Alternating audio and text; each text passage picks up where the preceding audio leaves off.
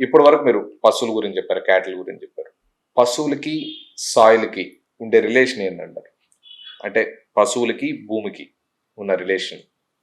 ఇందాక నేను చెప్పాను మధ్యలో, అసలు భూమికి కావాల్సింది అంటే పశువుల నుంచి వచ్చే వ్యర్థాలే తప్పించి రెండోది ఏది కూడా పనిచేయదు. పనిచేసినట్టయితే శాస్త్రజ్ఞులే వాళ్ళు తయారు చేసి పెట్టేద్దరు, ఆల్టర్నేటివ్ చేసేవారు. అసలు దానికి ఆల్టర్నేటివ్ అంటూ లేదు. సో మేము చేసే పద్ధతి చెప్పాను కదా మీకు, మేము రోజు కట్టేస్తామని చెప్పి. సో ఆ విధంగా పాత అంటే మా ముత్తాత గారు 1880లో పుడితే 1900 నుంచి వ్యవసాయం మొదలు పెడితే, అది మా నాన్నగారు గద్దె సుబ్బారావు గారు అని, ఆయన MBA first batch Andhra university 58-60 అప్పట్లో 60. అయినా కూడా వాళ్ళ తాతగారు వ్యవసాయం చేశారు. ఓకే. సో దాని నుంచి నాకు ట్రాన్స్ఫర్ అయింది. మీరు వ్యవసాయం చేస్తున్నారు? నేను అదే చేస్తా ఉన్నాను.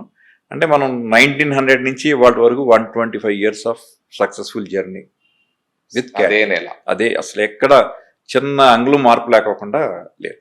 ఓకే.